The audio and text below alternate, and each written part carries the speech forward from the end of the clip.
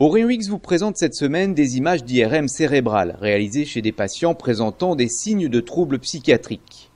2 cas cliniques qui illustrent l'apport de cette exploration dans la prise en charge et qui permettent, dans le cas ici de premiers épisodes psychotiques, de rechercher tout d'abord un diagnostic différentiel. Une thématique abordée lors des dernières journées francophones de radiologie. Images commentées par le docteur Riyad Hanafi et le professeur Jean-Pierre Pruvot au CHU de Lille. Donc ça, c'est une patiente qui consultait à de multiples reprises aux urgences, dans un contexte d'anxiété très intense avec des symptômes sensitifs au niveau du bras gauche. Elle disait moins bien sentir son membre supérieur gauche. Et ça avait été attribué un peu trop rapidement à des symptômes psychiatriques purs. En réalité, elle consultait à de multiples reprises, on s'est décidé de faire une imagerie cérébrale. Et c'est sur cette IRM qu'on s'est rendu compte qu'elle avait un accident vasculaire cérébral. On voit ici sur cette séquence, qui est une séquence de diffusion, qu'il existe un hypersignal dans le territoire de l'artère cérébrale moyenne profonde, qui témoignait en fait d'un AVC ischémique aigu. Chez ces patients qui ont un accident vasculaire cérébral, on a toujours envie de faire un bilan plus complet pour chercher des causes de l'AVC, voir s'il y a une obstruction des artères carotides ou des vaisseaux qui alimentent le cerveau en apport artériel. Donc on fait des séquences de flux vasculaires et également, dans l'idéal, on essaye d'inclure des séquences carotidiennes, ce qui était ici le cas chez cette patiente, à la recherche d'une dissection ou d'une sténose des artères carotides internes. Chez cette patiente, il n'y avait pas d'occlusion au niveau carotidien, il n'y avait pas d'anomalie des troncs supraaortiques à proprement parler. En revanche, on avait trouvé dans le bilan une anomalie cardiaque, une fibrillation atriale, et qui a tendance à envoyer des petits caillots dans le cerveau. Et donc en fait, c'était une cause emboligène. Ça change tout à la prise en charge. On ne l'envoie pas dans une filière psychiatrique, mais on va l'envoyer plutôt dans une filière neurovasculaire, avec la prévention secondaire, donc du risque de récidive d'AVC. On va d'abord traiter sa pathologie cardiaque pour éviter qu'elle fasse d'autres emboles cérébrales.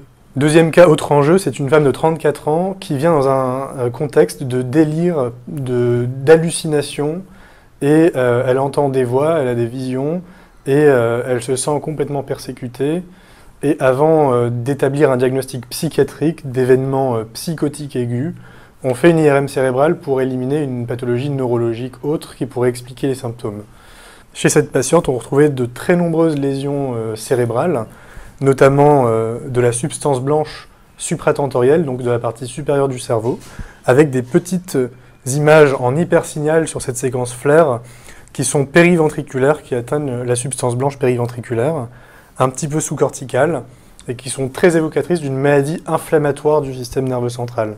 Chez cette patiente, c'était une sclérose en plaques, et en creusant bien son dossier, on apprend qu'elle avait déjà eu 4 ans plus tôt des troubles visuels qui pouvaient aussi s'intégrer dans le cadre d'une sclérose en plaques et pas dans le cadre d'une maladie psychiatrique. Donc ce qui avait été attribué depuis 4 ans à des pathologies psychiatriques, finalement doit être suivi en neuro-inflammatoire avec des traitements. Donc il existe des traitements immunomodulateurs ou immunosuppresseurs qui sont les traitements de la sclérose en plaques et qui vont ralentir la progression de la maladie. L'IRM n'est pas que morphologique, elle est fonctionnelle, elle est métabolique, elle va nous donner des biomarqueurs intéressants pour faire le diagnostic de maladies comme la schizophrénie. Les hallucinations au départ vont pouvoir nous montrer qu'il y a des zones qui en fait agissent spontanément et consomment de l'oxygène, et c'est cette IRM fonctionnelle d'activation qui va trouver ces zones à l'origine des hallucinations. Dans d'autres maladies comme l'autisme ou les syndromes bipolaires, par exemple, on trouve aussi des choses très intéressantes en IRM métabolique et fonctionnelle.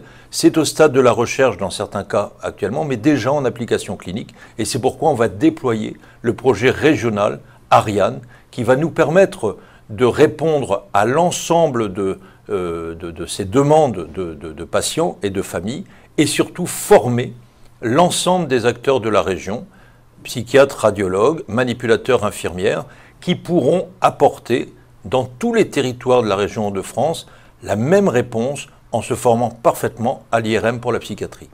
C'est la fin de ce numéro, merci de votre attention et rendez-vous le mois prochain pour découvrir de nouveaux cas cliniques.